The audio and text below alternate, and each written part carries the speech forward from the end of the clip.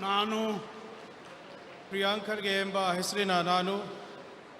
ಕಾನೂನಿನ ಮೂಲಕ ಸ್ಥಾಪಿತವಾದ ಭಾರತದ ಸಂವಿಧಾನದ ವಿಷಯದಲ್ಲಿ ನಿಜವಾದ ಶ್ರದ್ಧೆ ಮತ್ತು ನಿಷ್ಠೆಯನ್ನು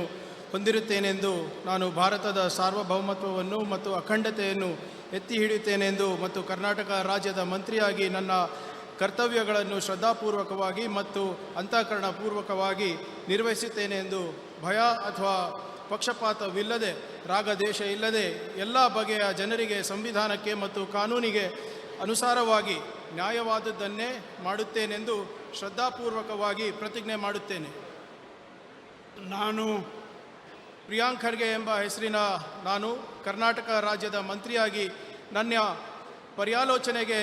ತರಲಾಗುವ ಅಥವಾ ನನಗೆ ತಿಳಿದು ಬರುವ ಯಾವುದೇ ವಿಷಯಗಳನ್ನು ರಾಜ್ಯದ ಮಂತ್ರಿಯಾಗಿ ನನ್ನ ಕರ್ತವ್ಯಗಳ ಯುಕ್ತ ನಿರ್ವಹಣೆಗೆ ಅಗತ್ಯವಾಗಬಹುದಾದ ಸಂದರ್ಭದಲ್ಲದೆ ಅನ್ಯಥಾ ಯಾರೇ ವ್ಯಕ್ತಿಗೆ ಅಥವಾ ವ್ಯಕ್ತಿಗಳಿಗೆ ಪ್ರತ್ಯಕ್ಷವಾಗಿ ಅಥವಾ ಪರೋಕ್ಷವಾಗಿ ತಿಳಿಸುವುದಿಲ್ಲ ಅಥವಾ ಬಹಿರಂಗಪಡಿಸುವುದಿಲ್ಲ ಎಂದು ಶ್ರದ್ಧಾಪೂರ್ವಕವಾಗಿ ಪ್ರತಿಜ್ಞೆ ಮಾಡುತ್ತೇನೆ.